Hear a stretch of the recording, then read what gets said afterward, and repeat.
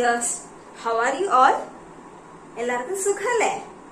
So we are dealing with the chapter. Yes, we are dealing with the chapter Money Max. ഈ ഒരു പാർട്ടിലെ അവസാനത്തെ chapter ആണ്.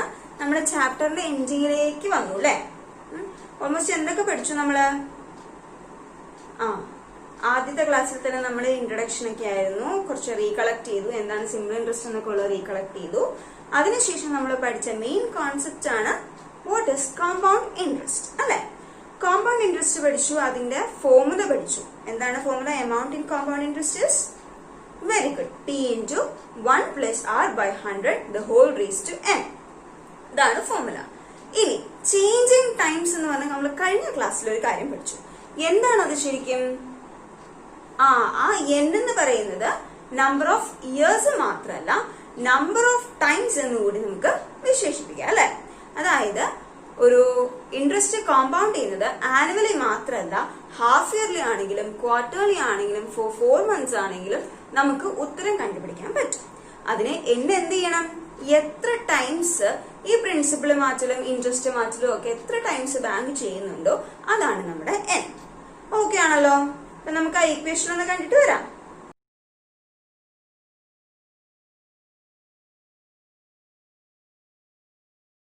ഒരു ചോദ്യമാവാം അല്ലെ? ഇപ്പൊ ഇക്വേഷൻ നമ്മൾ മനസ്സിലാക്കി. ഇനി നമുക്ക് ടെക്സ്റ്റൽ ആക്ടിവിറ്റീസ് ആണ് ചെയ്യാൻ തുടങ്ങാൻ പോകുന്നത്. ഓക്കെ ആണല്ലോ? അപ്പൊ എല്ലാവരും ടെക്സ്റ്റ് എടുത്തു വെച്ചോ, നോട്ട് എടുത്തു വെച്ചോ. നോട്ട് എല്ലാവരും കംപ്ലീറ്റ് ആക്കുന്നുണ്ടെന്ന് ടീച്ചർ വിശ്വസിക്കുന്നു. പിന്നെ ടെക്സ്റ്റൽ ആക്ടിവിറ്റീസിലെ പേജ് നമ്പർ 93 and 94 എടുക്കുക. അതിലെ ഫസ്റ്റ് ക്വസ്റ്റ്യൻ ഒന്ന് വായിച്ചു നോക്കിക്കേ വേഗം.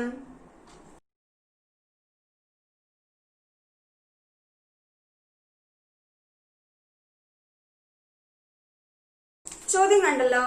ആരൊക്കെയാണുള്ളത്? അരുണും മോഹനും അല്ലെ? അപ്പൊ അരുണും മോഹനുമാണ് നമ്മുടെ കഥാപാത്രങ്ങൾ. രണ്ടാളും എത്ര രൂപയാണ് ഡെപ്പോസിറ്റ് ചെയ്തത്? Deposited 5000 rupees in A bank അല്ലെ? രണ്ടാളുടെയും പി എന്ന് പറയുന്നത് ഡെപ്പോസിറ്റ് ചെയ്ത എമൗണ്ട് 5000 rupees ആണ്. ഒരാളുടെ ഹാഫ് ഇയർലിയും, ആരുടെയാണ് ഹാഫ് ഇയർലി? നമ്മുടെ അരുണിന്റെ ഹാഫ് ഇയർലിയും മോഹന്റെ ക്വാർട്ടർലിയുമാണ് ഇൻട്രസ്റ്റ് കോമ്പൗണ്ട് ചെയ്യുന്നത്. ആർ എത്രയാണ്? ആനുവലി ഉള്ള ആർ എത്രയാണ്? 6%. അരുണിന്റെ ഹാഫ് ഇയർലി ആണ് അല്ലെ? ഇവിടെ ക്വാർട്ടർലി. അപ്പൊ ഇവിടെ ആർ എന്ത് വരും? ആനുവലി ഒരു വർഷത്തേക്കുള്ളതാണ് 6%. അപ്പൊ ഹാഫ് ഇയർലി വന്നാലോ? Very good. 6 divided by 2, that is half yearly അല്ല. അപ്പൊ 6 divided by 2, that is 3%. ഇനി ക്വാർട്ടർലി ആണെങ്കിലോ 6 into 1 by 4, അതായത് 6 divided by 4, that is 3 by 2 equal to 1.5%. ഇനി എങ്ങനെ ഇത് ചെയ്യുന്നെന്ന് പറഞ്ഞേ?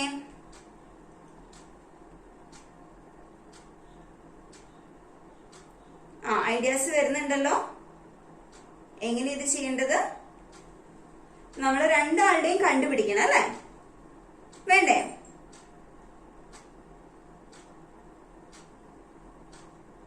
എന്നിട്ട് ആർക്ക് കൂടുതൽ കിട്ടിയെന്നാണ് നമുക്ക് നോക്കേണ്ടത്. അപ്പൊ ഒന്ന് തനിയൊന്ന് ചെയ്യാൻ പറ്റുമോ നോക്കിക്കേ. അരുണിന്റെ ഒന്ന് കണ്ടുപിടിക്കാൻ പറ്റുമോ നോക്കിക്കേ. Amount P into 1 plus R by 100 the whole raised to n. P എന്താണ്? 5000 into 1 plus 3 by 100 the whole raised to n എന്ത് വരും? ഒരു വർഷത്തിന് ശേഷമാണ് നമുക്ക് വേണ്ടത്. അപ്പൊ n എന്ത് കൊടുക്കാം? ഒരു വർഷം എന്ന് പറയുമ്പോൾ 2 ഹാഫ് ഇയേഴ്സ് ആണ് ഉള്ളത്. അപ്പൊ n എന്ന് പറയുന്നത് 2 പ്രാവശ്യം, അതായത് ഒരു വർഷമല്ലേ? അപ്പൊ 2 ഹാഫ് ഇയേഴ്സ് ഉണ്ട്. 2 പ്രാവശ്യം ബാങ്ക് പ്രിൻസിപ്പൽ എമൗണ്ടും ഇൻട്രസ്റ്റ് എമൗണ്ടും ചേഞ്ച് വരുത്തും. അപ്പൊ നമുക്ക് n എന്ന് പറയുന്നത് നമുക്ക് 2 കൊടുക്കാം അല്ലെ? 2 പ്രാവശ്യം, അതാണ് 2 എന്ന് പറയുന്നത്. Into 103 by 100 into 103 by 100. ഇതൊന്ന് വേഗം ചെയ്ത് നോക്കിക്കേ.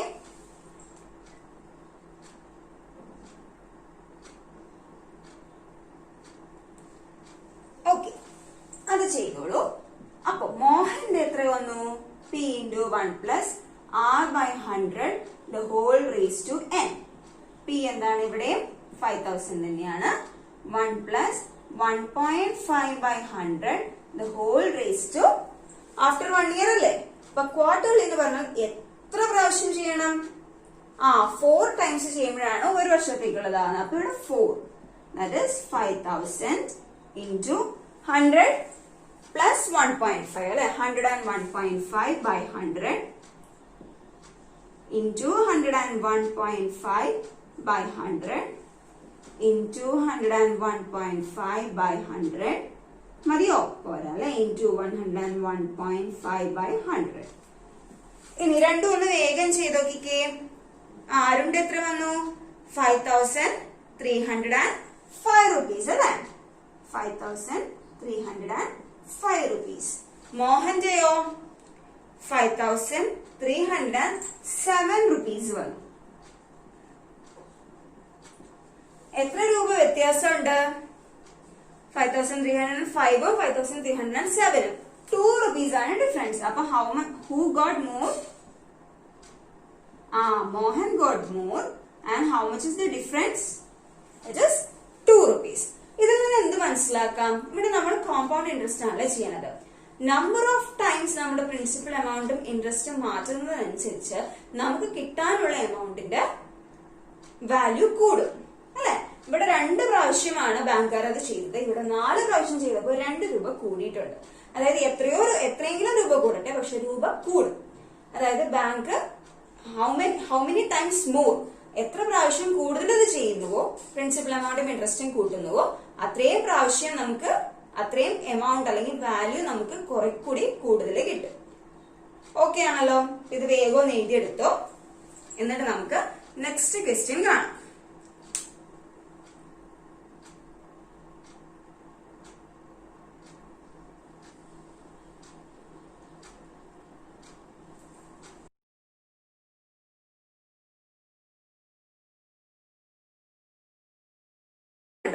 A person took out a loan of 16,000 rupees from a bank which charges interest compounded quarterly. അപ്പൊ ക്വാർട്ടർലി എന്ന് പറഞ്ഞാൽ എത്ര മാസങ്ങൾ കൂടുമ്പോഴാണ്?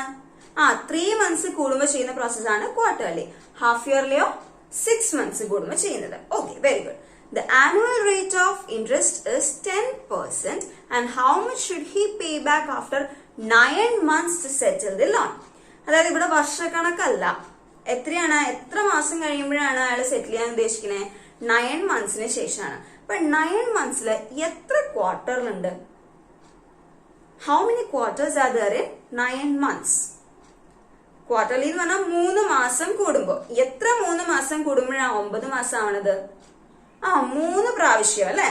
3 മാസം കൂടുമ്പോഴാണ് 9 മാസം ആവുന്നത്. അതായത് ബാങ്ക് 3 പ്രാവശ്യം പ്രിൻസിപ്പൽ എമൗണ്ടും ഇൻട്രസ്റ്റും ചേഞ്ച് വരുത്തി കോമ്പൗണ്ട് ഇൻട്രസ്റ്റിന്റെ സ്കീം തുടരണം അല്ലെ. അപ്പൊ n എന്താണ് ഇവിടെ? 3 ആണ്. p എന്താണ്? 16,000 rupees ആണ്. ആറോ 10% ആണ്. എന്തിന് തന്നിരിക്കുന്നത്?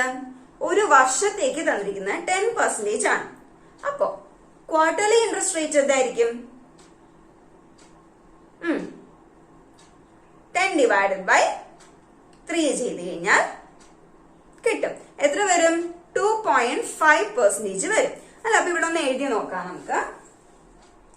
6 നമ്മുടെ 2.5% ആണ്.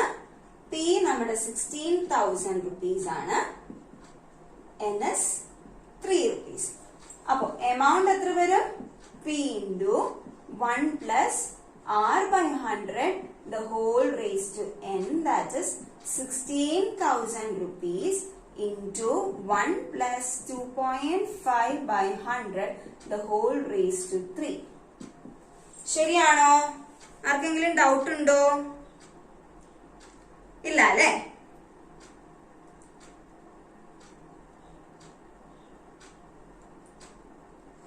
ആറ് നമ്മുടെ 10% ആയിരുന്നു തന്നിരുന്നത്.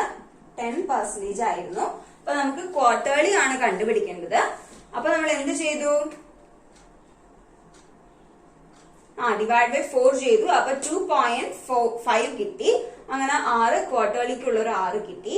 പിയും എന്ന് നമ്മൾ കണ്ടുപിടിച്ചു. ഇനി ഇത് നമുക്ക് ചെയ്ത് നോക്കാം. Into 102.5 by 100 into 102.5 by 100 into 102.5 by 100. Okay. ഇത് ചെയ്തു വരുമ്പോ എത്ര ഉത്തരം കിട്ടും? 17,230.25 എന്ന് വരും.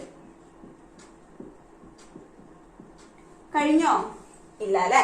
25 പൈസയെ നമ്മുടെ ബാങ്ക് നമുക്ക് തരില്ല. അതിന് പകരം 25 പൈസ അവർ കളയും. ബാക്കിയുള്ള എമൗണ്ട് ആണ് നമുക്ക് തരാം. വൈ? 50 പൈസയേക്കാൾ ചെറുതായതുകൊണ്ട് അല്ലെ. 17,230 rupees ആണ് ഇദ്ദേഹം ലോൺ എടുക്കുകയാണ് ചെയ്തത്. 16,000 rupeesന് ലോൺ എടുത്തപ്പോൾ അദ്ദേഹത്തിന് തിരിച്ചടക്കേണ്ടി വന്നത് 17,230 rupees ആണ്. ഇപ്പൊ ലോണിന്റെ ഒരു ഫോർമാറ്റ് മനസ്സിലായില്ലേ? എത്ര നമ്മൾ എടുക്കുന്നോ അതിനേക്കാളും ഒരു കുറച്ച് രൂപ കൂടുതലും നമ്മൾ തിരിച്ചടക്കേണ്ടി വരും. അപ്പൊ ഇവിടെ 10,000ന്റെ കണക്കുകൾ എടുത്തപ്പോഴാണ് ഇത്രയും. അപ്പൊ ലാഖിന്റെ കണക്കുകൾ എടുക്കുമ്പോൾ നോക്കൂ, ചിലപ്പോ 1 ലക്ഷം തന്നെ എഗെയിൻ നമ്മൾ അടക്കേണ്ടി വരും, വലിയ റേറ്റ് ഓഫ് ഇൻട്രസ്റ്റ് ഒക്കെ ആണെങ്കിൽ. അപ്പൊ ലോൺ എടുക്കുന്നതിന്റെ ഫോർമാറ്റും കൂടി ഇതിൽ നിന്ന് മനസ്സിലാക്കണം. അപ്പൊ വേഗം ഉത്തരം എഴുതിയെടുത്തോ, എന്നിട്ട് നമുക്ക് നെക്സ്റ്റ് ക്വസ്റ്റ്യൻ നോക്കാം.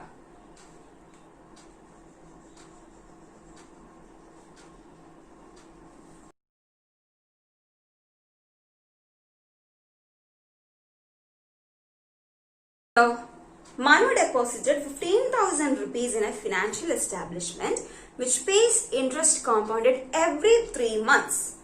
Every 3 months എന്ന് പറഞ്ഞാൽ എന്താണ്? Very good. ക്വാർട്ടർലിക്കാണ് നമ്മൾ 3 months എന്ന് പറയുന്നത്. At 8% annual rate. 8% rate of interest തന്നിരിക്കുന്നത് ആനുവലി റേറ്റ് ആണ് കേട്ടോ. How much would he get back after 1 year? ഇവിടെ തന്നിരിക്കുന്നത് റേറ്റ് ഓഫ് ഇൻട്രസ്റ്റ് 8% എന്ന് പറയുന്നത് ആനുവലി ആണ്. അപ്പൊ നമുക്ക് ക്വാർട്ടർലി റേറ്റ് എത്രയായിരിക്കും, അല്ലെങ്കിൽ 3 monthsനുള്ള റേറ്റ് എത്രയായിരിക്കും? 8 divided by 4, that is 2% ആണ് നമ്മുടെ R. അതേപോലെ 1 ഇയറിലേക്കാണ് തന്നിരിക്കുന്നത്. അപ്പൊ number of quarters, number of times എത്രയായിരിക്കും? അതായത് number of quarters in 1 year എത്രയായിരിക്കും? 4, which is equal to n. This is R. What is P? It is 15,000 rupees. അപ്പൊ ഇനി amount കണ്ടുപിടിക്കാലോ. P into 1 plus R by 100 the whole raised to n, that is 15,000 into 1 plus 2 by 100 the whole raised to 4. വേഗം ഒന്ന് ചെയ്ത് നോക്കിക്കേ. 15,000 into 102 by 100 into 102 by 100 into 102 by 100 into 102 by 100 ചെയ്യുമ്പോൾ നമുക്ക് കിട്ടും 16,236.48. 16,236.48 rupees എന്ന് കിട്ടും. ഇനി ഇവിടെ നോക്കിക്കേ, എത്ര രൂപ ആൾക്ക് കിട്ടും? 48 പൈസ ഉണ്ടെങ്കിലും 50 പൈസയൊക്കെ കുറവാ, അത് പോയി കിട്ടും. അപ്പൊ എത്ര കിട്ടും? 16,236 rupees കിട്ടുള്ളൂ. കിട്ടുകയെന്നല്ല, നമ്മുടെ ആള് ഡെപ്പോസിറ്റ് ചെയ്തു. അപ്പൊ 15,000 ഡെപ്പോസിറ്റ് ചെയ്തപ്പോൾ ആൾക്ക് കിട്ടിയത് 16,000 സംതിങ് കിട്ടി. ലാഭമാണല്ലോ ഇവിടെ, 1000 സംതിങ് ലാഭമുണ്ട്. ഇത് വേഗം ഒന്ന് എഴുതിയെടുത്തോ. മനസ്സിലായല്ലോ? അപ്പൊ ഇത് വേഗം എഴുതിയെടുത്തോ. ഇന്നൊരു ആപ്ലിക്കേഷൻ ലെവൽ ചോദ്യമുണ്ട്.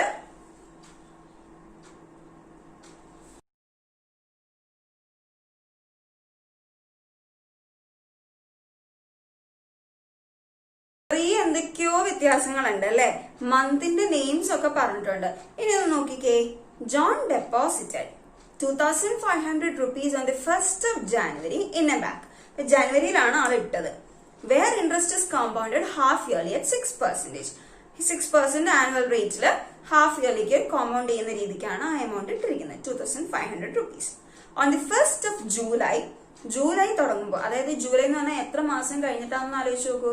ഫെബ്രുവരി, March, April, May, June, July. അപ്പൊ 6 monthsക്ക് ശേഷമാണ്, 6 മാസത്തേക്ക് ഇട്ടു. ജൂലൈ 1st എന്ന് പറയുമ്പോൾ നെക്സ്റ്റ് 6 monthന്റെ ഗ്യാപ്പാണ് വരുന്നത്. അപ്പൊ ഹാഫ് ഇയർലി ആണല്ലോ കോമ്പൗണ്ട് ചെയ്തിരിക്കുന്നത്. അപ്പൊ ജൂലൈയിലാണ് ഇനി അടുത്ത ഒരു പ്രോസസ്സ് നടക്കാൻ പോകുന്നത് ബാങ്കിന്റെ വക. ജൂലൈ ആയപ്പോ ഹി ഡെപ്പോസിറ്റഡ് 2,500 rupees മോർ. കിട്ടിയ എമൗണ്ടിൽ നിന്ന്, അതായത് നമ്മള് ആ 6 മാസത്തേക്ക് ഒരു എമൗണ്ട് കണ്ടുപിടിക്കുമല്ലോ, അടുത്ത പ്രിൻസിപ്പൽ എമൗണ്ട് എന്നുള്ള രീതിക്ക്. അതിനോട് 2,500 രൂപ കൂടി ജോൺ ഇട്ടു. ഇനി അതിനുശേഷം how much would he have in his account at the end of the year? അതായത് 6 മാസം, ആദ്യത്തെ 6 മാസത്തേക്ക് നമ്മൾ കാൽക്കുലേറ്റ് ചെയ്തു. അതിനുശേഷം പ്രിൻസിപ്പൽ എമൗണ്ട് വന്നല്ലോ അടുത്തൊരു 6 മാസത്തേക്കുള്ളത്. ആ പ്രിൻസിപ്പൽ എമൗണ്ടിനോട് ഇദ്ദേഹം എന്ത് ചെയ്തു? 2500 റുപ്പീസ് കൂടി ആഡ് ചെയ്തു. അതിനുശേഷം ആ ഒരു വർഷം കഴിയുമ്പോൾ, അതായത് ഒരു 6 മാസം കൂടി കഴിയുമ്പോൾ ആ ആൾക്ക് എത്ര രൂപ കയ്യിലുണ്ടാകും? ഇതാണ് നമ്മുടെ ചോദ്യം. അതിന് ആദ്യത്തെ 6 മാസത്തേക്കുള്ളത് നമുക്ക് കണ്ടുപിടിക്കണ്ടേ? വേണം അല്ലെ? അപ്പൊ അതൊന്ന് നോക്കാം. ജോൺ എത്ര ഡെപ്പോസിറ്റ് ചെയ്തു? അപ്പൊ നമ്മുടെ പി എന്താണ്? പി 2500 റുപ്പീസ് ആണ്. ആർ എന്താണ്? 6% ആനുവൽ റേറ്റ് ആണ്. നമ്മളിവിടെ ഹാഫ് ഇയർലി ആണ്, അപ്പൊ അതുകൊണ്ട് 6/2 ദാറ്റ് ഇസ് 3%. എന്ന് പറയുന്നത് 1 ആണ്, കാരണം നമ്മൾ ഫസ്റ്റ് 6 മന്ത്സിലേക്ക് വേണ്ടിയിട്ടാണ് എടുക്കുന്നത്. അപ്പൊ എ എന്താണ്? P into 1 plus R by 100 the whole raise to n, that is 2500 into 1 plus 3/100 the whole raised to 1. ഇതൊന്ന് വേഗം ചെയ്ത് നോക്കിക്കേ. എത്ര വന്നു? 2500 into 103/100 which gives 2575 rupees. അതായത് 6 മാസം കഴിഞ്ഞപ്പോ 2500 ഇട്ട ആൾക്ക് 6 മാസം കഴിഞ്ഞപ്പോ ആളുടെ അക്കൗണ്ടിൽ 75 രൂപ കൂടെ കൂടുതലുണ്ട്. ഇനിയിപ്പോ ആളുടെ അക്കൗണ്ടിൽ ഇതാണുള്ളത്. ഇതിനോടാണ് നമ്മുടെ ജോൺ എന്ത് ചെയ്തത്? Again he added 2500 rupees. അപ്പൊ പി എന്തായി? 2575 പ്ലസ് 2500 റുപ്പീസ് ആയി അല്ലെ? നോക്കിക്കേ, കറക്റ്റ് അല്ലേ? അപ്പൊ എന്ത് വന്നു? 5075 റുപ്പീസ് ആയി. പിന്നീടുള്ള 6 മാസത്തേക്കുള്ള നമ്മുടെ പ്രിൻസിപ്പൽ എമൗണ്ട് 5075 റുപ്പീസ് ആയി. ഇനി നമ്മളോട് ചോദിച്ചിരിക്കുന്ന നെക്സ്റ്റ് 6 മാസം, അതായത് ഈ 5075 റുപ്പീസ് ഇട്ടതിന് ശേഷമുള്ള 6 മാസം കഴിഞ്ഞ്, അതായത് 1 ഇയർ കഴിഞ്ഞ് ആളുടെ അക്കൗണ്ടിൽ എത്രയുണ്ടാവും? അപ്പൊ അതിനുള്ള പ്രിൻസിപ്പൽ എമൗണ്ട് ഉണ്ടല്ലോ, 5075 ഇൻറ്റു 6 വല്ല വ്യത്യാസം ഉണ്ടോ? ഇല്ല, 6 ഫിക്സഡ് ആണ്. 3/100 the whole raised to 1. Because എന്താണ്?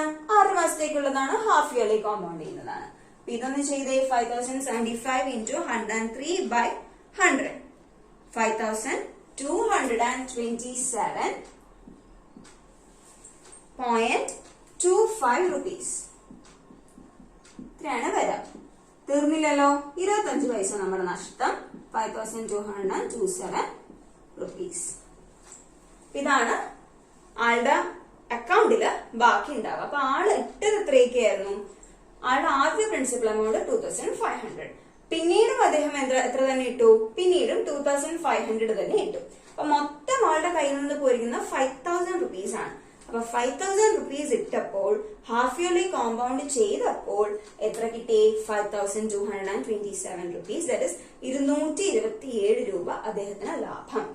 ഒരു വർഷം കൊണ്ട് ചുമ്മാ ഈ കാശ് എത്ര പെർസെന്റേജിനാണ്? 3% ഇട്ടപ്പോൾ 227 രൂപ ലാഭം, അല്ലെങ്കിൽ പലിശ, ഇൻട്രസ്റ്റ് നമുക്ക് കിട്ടി. മനസ്സിലായല്ലോ? ഇത് വേഗം എഴുതിയെടുത്തോ. അപ്പൊ നമ്മൾ ഇന്ന് പഠിച്ചത് എന്തൊക്കെയാണ്? നമ്മളിത് ചേഞ്ചിങ് ടൈംസ് വെച്ചിട്ട് കുറച്ച് പ്രോബ്ലംസ് ആണ് ചെയ്ത് നോക്കിയത് അല്ലെ? അതിനകത്ത് ഇൻട്രസ്റ്റിംഗ് ആയിട്ട് തോന്നിയോ പ്രോബ്ലംസ് എല്ലാം? അപ്പൊ ഇനി നമുക്കൊരു ഹോംവർക്ക് കണ്ടാലോ? ആ ഹോംവർക്ക് ടീച്ചർ എന്തായാലും നെക്സ്റ്റ് ഡേ കാണിച്ചു തരും. ടീച്ചർ ചോദിക്കും, അപ്പൊ ഉത്തരം പറയാനുണ്ടാവണം. കാരണം ആ പ്രോബ്ലം കുറച്ച് രസമുള്ള പ്രോബ്ലം ആണ്. അപ്പൊ നമുക്ക് പ്രോബ്ലം കാണാം.